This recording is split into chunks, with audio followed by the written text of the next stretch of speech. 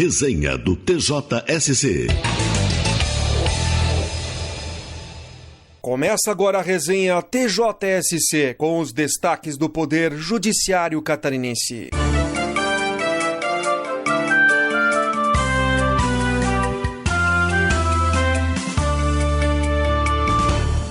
Parque Aquático é condenado a pagar indenização para os pais de criança acidentada. Mais detalhes com a repórter Gabriela Halpe. A 5ª Câmara Civil do TJ confirmou decisão que condenou o Parque Aquático ao pagamento de indenização em favor dos pais de uma criança que se acidentou no estabelecimento ao cair da plataforma que dá acesso ao tobogã. O órgão julgador fixou os danos morais e estéticos em R$10 mil. O pai da vítima, que a representou na ação, argumentou que o acidente ocorreu por conta das más instalações dos brinquedos aquáticos. A criança, à época com 8 anos de idade, escorregou das escadas e caiu através do vão formado entre as barras de metal. Ela sofreu ferimentos na cabeça e foi submetida à cirurgia que resultou em cicatrizes. Em recurso, o parque alegou que o menor e seus pais foram imprudentes, uma vez que o regulamento do estabelecimento afirma que crianças menores de 10 anos devem sempre estar acompanhadas de seus pais, o que não ocorreu no caso. Garantiu ainda que prestou todo o auxílio médico-hospitalar necessário à vítima. Os elementos probatórios integrantes do caderno processual, contudo, apontaram que o brinquedo aquático em questão não estava de acordo com a normativa 33 da Diretoria de Atividades Técnicas do Corpo de Bombeiros Militar do Estado de Santa Catarina. Para o desembargador Henri Petri Júnior, relator da apelação, o réu ofereceu seus serviços de lazer e entretenimento no mercado de consumo sem observância da legislação estadual capaz de garantir a segurança daqueles que se banham em suas dependências. Ele entendeu que não se pode dizer que o menor contribuiu para o resultado lesivo, visto que não há prova de nenhuma conduta imprudente praticada pela vítima. A decisão foi unânime. O processo tramitou em segredo de justiça.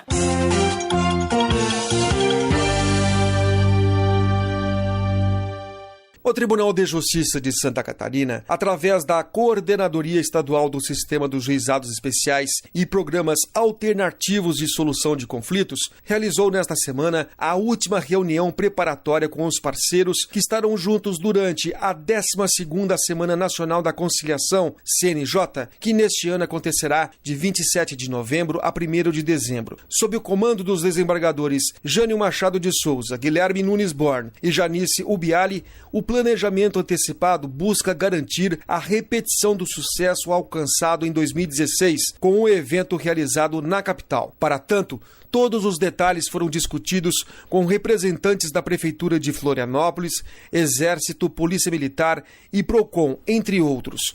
A intenção, mais uma vez, além das centenas de audiências previstas, é atrair a atenção popular com atividades de natureza social, cultural e esportiva para facilitar a divulgação da causa da resolução de conflitos por meios não adversariais.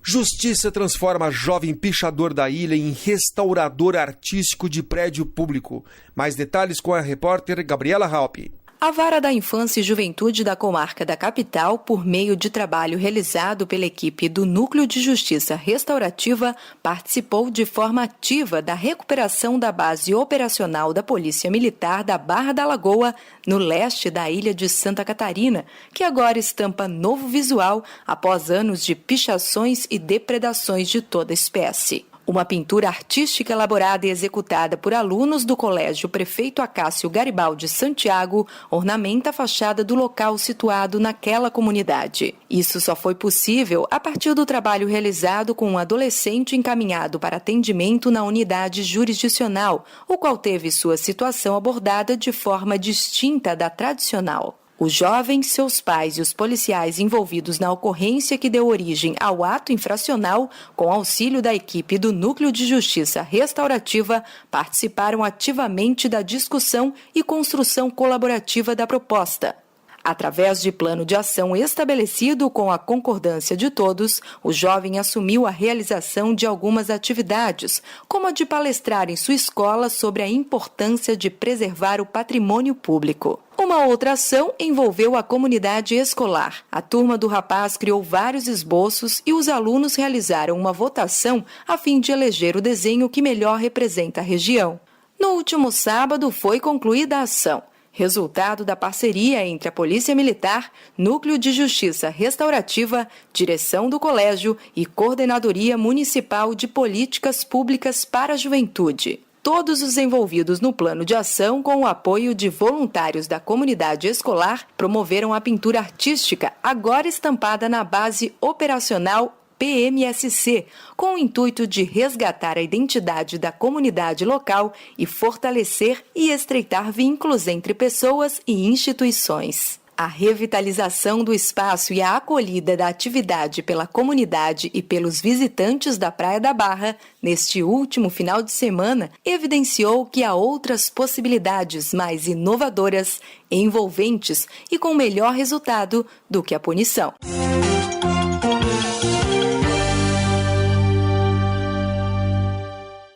A comarca de Chapecó, no oeste do estado, celebrou na noite de terça-feira a passagem do seu centenário de instalação em solenidade festiva no Centro de Cultura e Eventos do município. Na ocasião, a historiadora Eli Belani fez breve explanação. Foram homenageados com diploma personagens importantes que contribuíram para o fortalecimento do poder judiciário na região. Entre eles, os juízes mais antigos da comarca, Valério Braun e Aide Valcarengue, o advogado com inscrição mais antiga na OAB local, Guido Schwagber, além da promotora Vânia Augusta Sala Piazza e da servidora aposentada Gesside Moura, com informações da assessoria de imprensa da Associação dos Magistrados Catarinenses.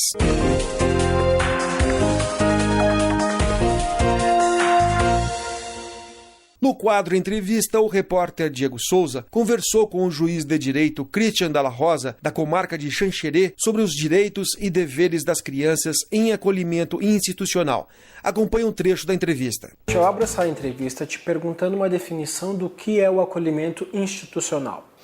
O acolhimento institucional é uma medida de proteção aplicada a uma criança ou um adolescente quando o ambiente familiar dele, onde ele vive, não é mais adequado. Então é uma medida de exceção, né?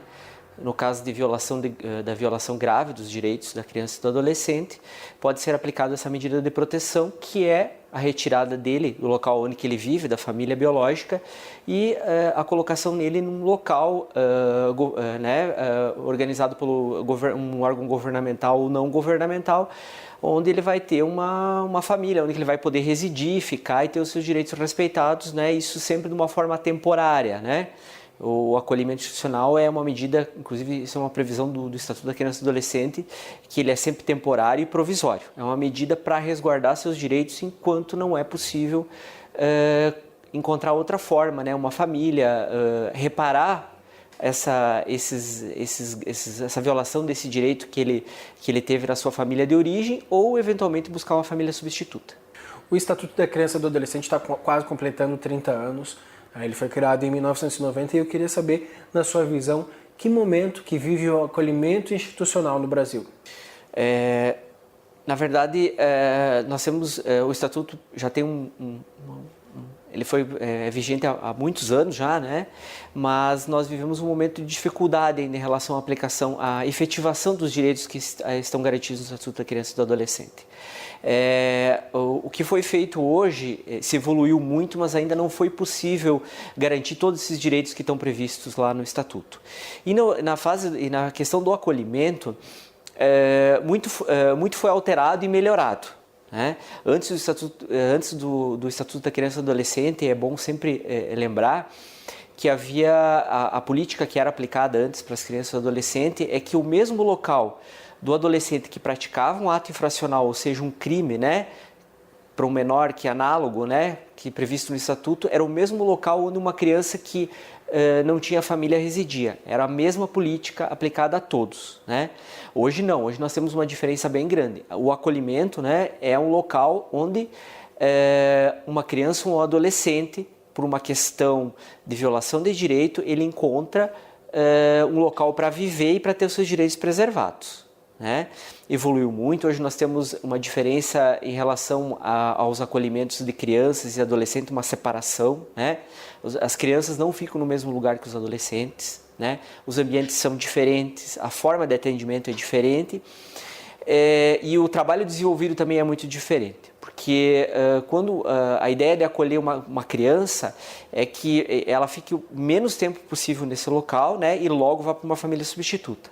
A questão dos adolescentes, quando eles vão para o acolhimento institucional, é um pouco mais complexo, porque nós temos uma dificuldade de conseguir uma família substituta para ele, em razão da idade, do desenvolvimento.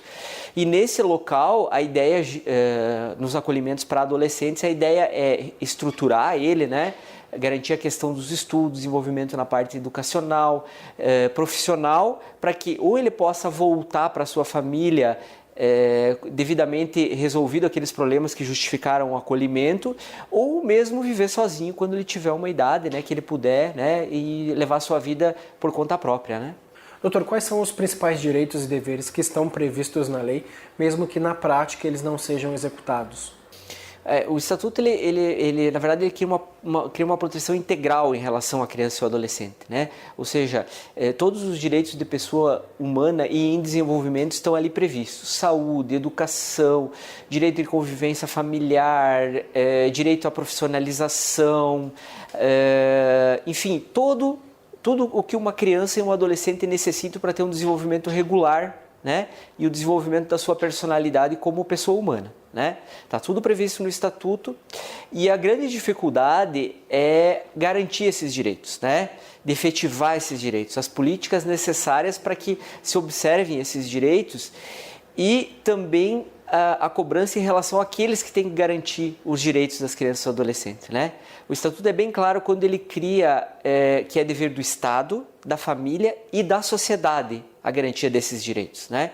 E é essa dificuldade que você tem de desenvolver políticas para que eles tenham um local saudável para se desenvolver, né? Uma família, que não haja violação dos seus direitos básicos, desde pequeno até quando eles crescem, né? E são adolescentes. A questão da saúde, a questão da educação. Então isso está diretamente relacionado com os problemas estruturais que a nossa sociedade tem, né? Nossa sociedade tem uma dificuldade de garantir direitos básicos para todos os cidadãos, né? E também para os adolescentes, por óbvio, né? Por consequência. O senhor acredita que há uma ausência de informação da realidade dos abrigos brasileiros para a sociedade?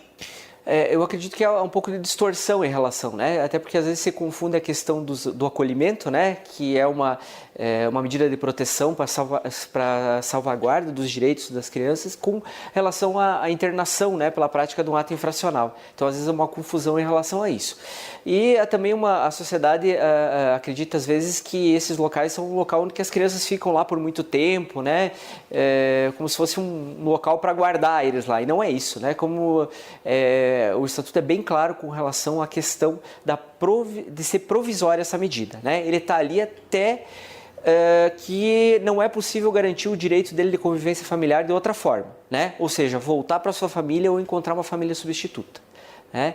E o Estatuto é bem claro, ele cria essa obrigação do Estado, da sociedade, né? De reestruturar a família de origem, né? A família biológica, para que a regra é que a criança viva com os seus parentes biológicos, o pai, com a mãe e eventualmente com a família extensa, né? Familiares próximos, né? Somente se não for possível essa convivência em relação a uma violação de direito é que a gente vai buscar uma família substituta, né? Que é uma família que não tem vinculação biológica. Mas na sua visão, qual que é a realidade, doutor? Hoje os abrigos têm uma estrutura bem adequada, né, para a faixa etária dessas crianças, e as que têm uma idade, que têm pouca idade, ficam muito pouco tempo nos acolhimentos. A dificuldade é quando eles têm um pouco mais de idade, né, que eles têm já foram para o acolhimento tarde, né? Aí, nesse caso, em razão da dificuldade de encontrar uma família substituta, alguém que queira, por exemplo, adotar uma criança, né? Vamos dizer que a família de origem, ela não tem mais condições de ficar com essa criança, né? E ocorre o rompimento. Aí nós temos que buscar uma família substituta. E aí a dificuldade, quando ela tem um pouco mais de idade, é de encontrar alguém interessado em ficar com essa criança, né? E essa é a dificuldade. Mas as condições dos nossos acolhimentos aqui, especialmente no estado de Santa Catarina, são muito boas, né? Os nossos acolhimentos são adequados. Como eu falei para você, há uma separação em relação à questão das crianças e dos adolescentes, né? Dos locais, tudo. E a política de atendimento é adequada e direcionada para a faixa etária de quem está lá nesse acolhimento institucional. Queria saber como é que está a realidade da porcentagem de interessados que passam pelo funil e que no final acabam realmente adotando. Há uma diferença muito grande ainda? Na verdade, nós temos muitas famílias interessadas em adotar, mas quando a pessoa se cadastra para fazer a adoção, ela traça um perfil da criança que ela quer, né? Adequado com as suas possibilidades e necessidades, né? E às vezes esse perfil traçado pela pessoa que pretende adotar, ele é um pouco diferente das crianças que estão no acolhimento, né? Hoje você pode, o cadastro que uma pessoa que pretende adotar, que é um pretendente à adoção, há uma série de circunstâncias especiais em relação à criança. Pode-se estabelecer faixa etária, cor da pele, sexo, né? E se você restringir muito essas questões lá das características, é óbvio que vai ser difícil de encontrar uma criança, né? Quanto mais a idade for menor, né, vai ser mais difícil de encontrar ela. Então, o problema está no perfil traçado por aqueles que pretendem adotar e as crianças que estão prontas para adoção, né? E especialmente em relação da faixa etária e também algumas características pessoais, como cor da pele, como sexo também, né? A íntegra da entrevista pode ser acessada nas redes sociais do Tribunal de Justiça de Santa Catarina.